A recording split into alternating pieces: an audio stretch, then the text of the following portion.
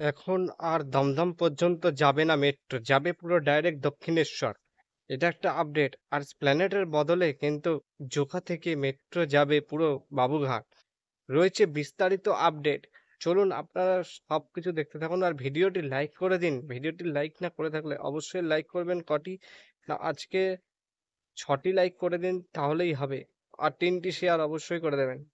চলুন তাহলে ভিডিওতে ঝাঁপিয়ে পড়া জোকা যাক। থেকে যে বাবুঘাট পর্যন্ত মেট্রো যাবে সেটা এখনো কিন্তু কোনো জানা যায়নি কবে হবে বা কি বৃত্তান্ত সবকিছু কোথায় স্টেশন হবে সেটা এখনো জানা যায়নি। আমাদের কোনো আপডেট আসলে এই বিষয়ে আমাদের চ্যানেলে কিন্তু পাবলিক করা হবে। এই চ্যানেলটিকে অবশ্যই সাবস্ক্রাইব করুন।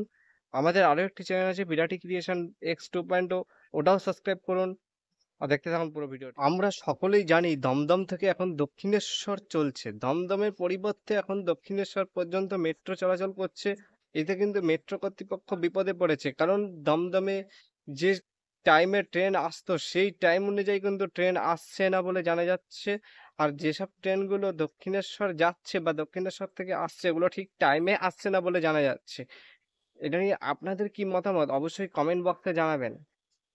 আর এটা দ্রুত এটা কিন্তু ঠিক করা উচিত। আর ৪টে না কটি ট্রেন রাত্রেবেলাও কিন্তু দমদমে এসে টার্মিনেট হচ্ছে বলে জানা যাচ্ছে।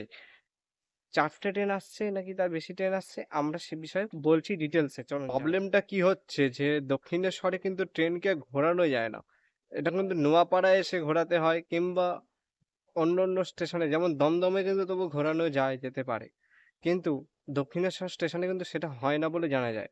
তাই এটা নিয়ে একটা বড় সমস্যা হচ্ছে টাইমিং এর ক্ষেত্রে। আর কিছু ট্রেন আছে দমদমে এসে শেষ করে, আবার কিছু ট্রেন দমদম থেকে শুরু করে। এবার কিন্তু সেটা কিন্তু হচ্ছে না। 23শে ডিসেম্বর থেকে কিন্তু এটা লাগু হয়ে গেছে। সব ট্রেনই এখন যাবে দক্ষিণেশ্বর পর্যন্ত। ভিডিওটি কেমন লাগছে অবশ্যই একটু কমেন্ট করে জানান। চলুন তাহলে পরবর্তী আপডেটটি দেখে নেওয়া